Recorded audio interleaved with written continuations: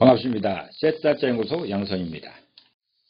한자는 태고일의 삶의 모습이 그대로 담긴 애환과 지혜의 생생한 인류 역사입니다. 한자는 극복 대상이 아닌 동행자일 때가 좋습니다. 이해하면 한자와 좋은 벗이 되어 동행할 수 있습니다. 여기 이해하며 동행하는 멋진 방법이 있습니다. 바로 셋단자입니다.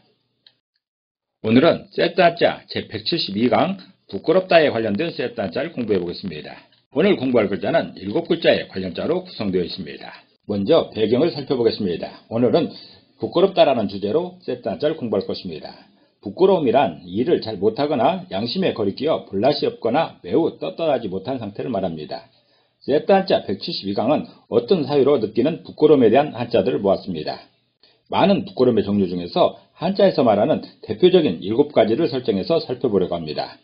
첫 번째 관련자는 부끄러울 숫자입니다. 부끄러울 숫자는 부끄럽다라는 의미가 있습니다. 해당 부수로는 희생제물로서 양을 의미하는 양양자와 지지신으로서 소를 의미하는 소축자로 구성되어 있습니다. 부끄러울 숫자를 이미지로 표현해보면 양양자에 해당되는 양의 이미지가 있습니다. 그리고 소축자에 해당되는 소의 이미지가 있습니다. 이렇게 두 이미지가 결합된 모양이 부끄러울 숫자여서 부끄러울 숫자가 표현하는 그 부끄럽다라는 것은 희생제물을 신이 공경하면 부끄럽다라는 그런 뜻입니다. 첫 번째 부끄러운 상황은 부끄러울 숫자로서 주객이 전도된 경우입니다. 동양문화에서 지지신이라는 개념이 있습니다. 자축인묘, 진사오미, 신유수레라고 해서 쥐, 소, 범, 토끼, 용, 뱀, 말, 양, 원숭이, 닭, 개, 돼지 등을 땅을 지키는 12신장으로 삼아서 12지지라고 합니다. 이는 방위와 관련한 시간신입니다. 각 상황에서의 수호신이 되는 것입니다. 그 중에 소축자가 의미하는 지지신이 있습니다. 그 수호신이 제사의 제물인 양을 섬기는 상황을 표현하는 자가 바로 부끄러울 숫자입니다. 참고로 양도 지지신 중에 하나인데 그때는 안일 미자를 사용하였습니다. 이때 양미자로 읽는 것이죠. 부끄러울 숫자는 희생제물인 양을 지지신 소가 공경하는 것이 부끄러운 일이다 라고 표현하고 있습니다. 공경받아야 할 대상이 공경을 하고 있는 그런 상황이 부끄럽다라는 것입니다. 두 번째 관련자는 부끄러울 치자입니다. 부끄러울 치자도 부끄럽다라는 의미가 있습니다. 해당 부서로는 듣는 소리로서의 귀를 의미하는 귀자와 마음을 의미하는 마음심자로 구성되어 있습니다. 부끄러울 치자를 이미지로 표현해보면 귀자에 해당되는 귀의 이미지가 있습니다. 그리고 마음심자에 해당되는 마음의 이미지가 있습니다. 이렇게 두 이미지가 결합된 모양이 부끄러울 치자여서 부끄러울 치자가 표현하는 그 부끄럽다라는 것은 귀에 들리는 마음의 소리가 부끄럽다라는 그런 뜻입니다. 사물의 가치를 변들하고 자기의 행위에 대하여 옳고 그름과 선과 악의 판단을 내리는 도덕적 양식을 양심이라고 합니다. 가끔씩 뉴스에서나 혹은 주변에서 양심이 마비된 듯한 그런 사람을 볼 때가 있습니다. 이들을 보면서 분노하고 저항하는 것 또한 양심의 일부라 할 것입니다. 그 양심에서 나오는 소리가 있습니다. 그 소리를 마음으로 들으면 부끄러움이 앞서는 것은 당연한 것입니다. 육사 윤동주 선생님께서는 하늘을 우러러 한 점 부끄러움 없기를 입새에 있는 바람에도 괴로워했다고 하는데 시간이 흐를수록 자본주의의 강력한 힘 앞에서 양심이 밥 먹어주냐 하는 사람들이 많아지면서 부끄러움이 사치인가 싶을 때가 있습니다. 그렇지만 선비라면 부끄러움이 있어야 할 것입니다. 양심의 소리를 들을 수 있어야 하는 것입니다. 부끄러울 치자는 귀에 마음의 소리가 들리면 부끄럽다라고 표현하고 있습니다. 세 번째 관련자는 부끄러울 괴자입니다. 부끄러울 괴자도 부끄럽다라는 의미가 있습니다. 해당 부서로는 마음을 의미하는 마음심자와 귀신을 의미하는 귀신 귀자로 구성되어 있습니다. 부끄러울 괴자를 이미지로 표현해보면 마음심자에 해당되는 마음의 이미지가 있습니다. 그리고 귀신 귀자에 해당되는 귀신의 이미지가 있습니다. 이렇게 두 이미지가 결합된 모양이 부끄러울 괴자여서 부끄러울 괴자가 표현하는 그 부끄럽다라는 것은 마음을 귀신에게 내주면 부끄럽다라는 그런 뜻입니다. 어떤 사람은 귀신이 있다고 하기도 하고 없다고 하는 사람도 있습니다. 심지어 귀신을 봤다는 사람도 있습니다. 한자로만 해석한다면 귀신을 느낄 수는 있겠지만 봤다는 것은 오해입니다. 귀신은 무형의 존재이기 때문에 눈으로 볼 수 없습니다. 3차원의 세계를 살고 있는 인간들이 가장 바라는 일은 공간을 초월하고 시간을 초월하는 능력일 것입니다. 현대과학의 최대 목표도 시공간을 초월하는 기술을 만드는 것이라 할 것입니다. 그런 능력을 가진 존재가 바로 귀신입니다.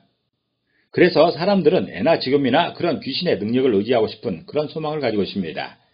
시공간을 초월하는 능력을 가진 귀신과 동행하며 협력할 수 있다면 모든 일에서 승리할 수 있을 것입니다. 당장 이번 주 토요일에 추첨하는 로또 복권의 번호를 미리 알 수 있기 때문에 큰 부자가 될 수가 있습니다.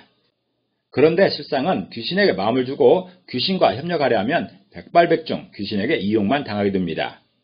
왜냐하면 귀신이 훨씬 뛰어난 능력을 가졌기에 귀신을 이용할 수는 없습니다. 귀신에게 조종을 당하게 되는 것이죠. 누구든지 조종을 당하고 나면 내가 한심스럽지요. 그래서 부끄러운 것입니다. 부끄러울 괴자는 마음을 귀신에게 내주면 부끄러움을 당한다라고 표현하고 있습니다. 네 번째 관련자는 부끄러울 오자입니다. 부끄러울 오자도 부끄럽다라는 의미가 있습니다. 해당 부서로는 두 번째를 의미하는 버그마자와 마음을 의미하는 마음심자로 구성되어 있습니다. 부끄러울 오자를 이미지로 표현해보면 버그마자에 해당되는 걸어가고 있는 두 사람 중에 따라가고 있는 두 번째 사람의 이미지가 있습니다. 그리고 마음심자에 해당되는 마음의 이미지가 있습니다. 이렇게 두 이미지가 결합된 모양이 부끄러울 오자여서 부끄러울 오자가 표현하는 부끄럽다라는 것은 두 번째 먹은 마음이 부끄럽다라는 그런 뜻입니다. 부끄러울 오자는 악하다는 의미로 더 많이 사용되는 한자입니다. 그러나 부끄럽다라는 의미로도 제법 많이 사용됩니다. 대개 사람들이 어떤 상황이 발생하면 처음 드는 마음은 용감하고 선한 마음입니다. 그러나 한 번 더 생각한다면 자기 이익을 생각하게 되는 것입니다. 그래서 처음에는 독립운동을 한다고 열심을 내다가 친일파로 마무리되는 그런 역사가 있는 것입니다. 애초 처음부터 작정하고 못된 짓을 하는 사람도 있습니다. 그러나 한자는 선비의 마음을 기본으로 두고 있기 때문에 애초 못된 마음을 먹는 사람은 고려 대상도 아닙니다. 선비 중에서도 처음에는 좋은 마음을 먹었다가 한 번 더 생각하면 되돌아선다는 것이죠. 그 되돌아선 마음에 대한 반성이 부끄러움입니다. 부끄러울 오자는 두 번째 먹은 마음으로 인해 부끄럽다고 표현하고 있습니다. 여기서 부서로 사용되는 버그마자는 어리다는 의미도 있고 두 번째 또는 다음이라는 의미도 있습니다. 이번에는 두 번째라는 의미로 해석하고 있습니다. 다섯 번째 관련자는 부끄러울 구자입니다. 부끄러울 구자도 부끄럽다라는 의미가 있습니다. 해당 부서로는 흙이나 먼지를 의미하고 있는 흙토자와 임금을 의미하는 임금후자로 구성되어 있습니다. 부끄러울 구자를 이미지로 표현해보면 흙토자에 해당되는 흙먼지를 묻히고 있는 아이들의 이미지가 있습니다. 그리고 임금후자에 해당되는 임금의 이미지가 있습니다. 이렇게 두 이미지가 결합된 모양이 부끄러울 구자여서 부끄러울 구자가 표현하는 그 부끄럽다라는 것은 흙먼지를 묻힌 임금의 모습이 부끄럽다라는 그런 뜻입니다. 임금은 우리나라의 대표이고 우리들의 존재 이유입니다. 임금이 하늘이고 백성은 임금을 위해 사는 것입니다. 이것이 왕권 사회에서의 기본 인식인 것입니다. 그런 임금이 흙먼지를 뒤덮고 있다면 모든 백성들은 울부짖음으로 통곡을 할 것입니다. 청나라의 침입으로 온 나라가 침탈당하여 더 이상 후퇴할 것도 없을 때 선조 임금은 남한산성으로 피신했다가 결국 항복을 하고 삼전도로 나아가 청태종 앞에 무릎을 꿇고 신하의 애로서 3번 절하고 머리를 땅바닥에 9번 조아리는 삼배구고 두례를 행하게 됩니다. 이것을 삼전도 구력이라고 합니다. 조선의 모든 백성들이 이 치욕 앞에서 눈물을 흘며 분노를 삼키게 되었습니다. 이럴 때 갖는 마음속의 부끄러움이 바로 부끄러울 구자입니다. 우리 임금의 흙먼지를 뒤덮은 듯한 굴욕이 백성들에게 부끄러운 일인 것입니다. 부끄러울 구자는 흙먼지를 묻힌 임금의 모습이 부끄러움이라고 표현하고 있습니다. 여섯 번째 관련자는 부끄러울 참자입니다. 부끄러울 참자도 부끄럽다라는 의미가 있습니다. 해당 부서로는 배다라는 의미의 벨참자와 마음을 의미하는 마음심자로 구성되어 있습니다. 부끄러울 참자를 이미지로 표현해보면 벨참자에 해당되는 가위로 카드를 자르고 있는 이런 장면이 있습니다. 그리고 마음심자에 해당되는 마음의 이미지가 있습니다. 이렇게 두 이미지가 결합된 모양이 부끄러울 참자여서 부끄러울 참자가 표현하는 그 부끄럽다라는 것은 베어진 마음이 부끄럽다라는 그런 뜻입니다. 유비가 초기에 황제가 된 후에 제일 먼저 할 일은 관우와 장비의 죽음을 복수하기 위한 동호를 경멸하는 일이었습니다. 제갈공명 등 군신들의 반대를 뒤로하고 북벌을 위해 준비한 수십만의 대군을 이끌고 기어이 동호로 진격했습니다. 그리고 삼국지 3대 대첩 중의 하나인 이릉전투에서 철저하게 경멸당했습니다. 더 이상 북벌의 꿈을 꿀 수 없을 만큼 처절한 패배를 당했습니다.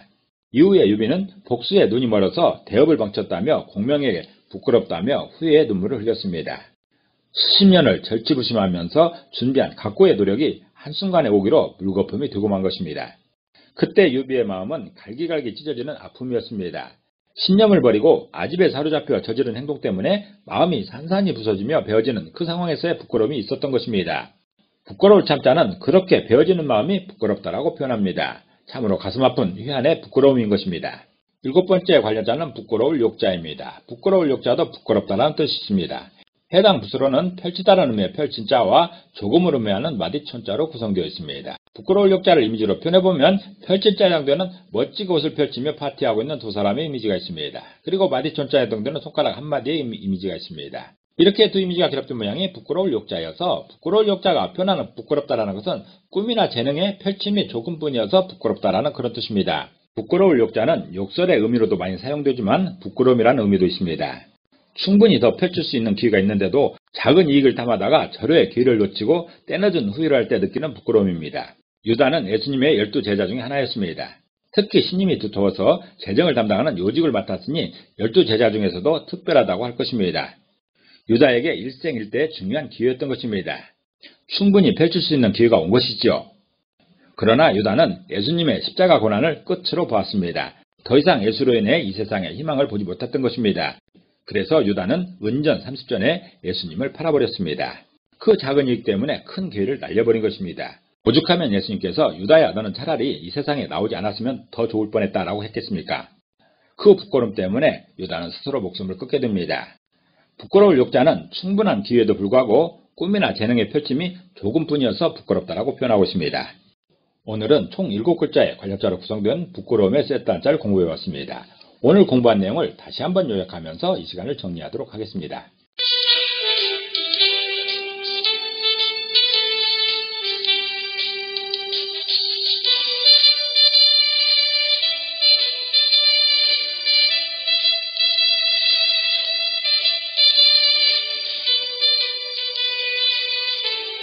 한자는 뜻글자입니다. 그래서 모든 한자에 한획 한획의 의미가 있습니다.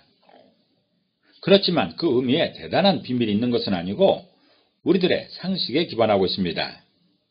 우리들의 상식에 기반하여 이해하고 설명하는 한자 세트 한자였습니다. 감사합니다.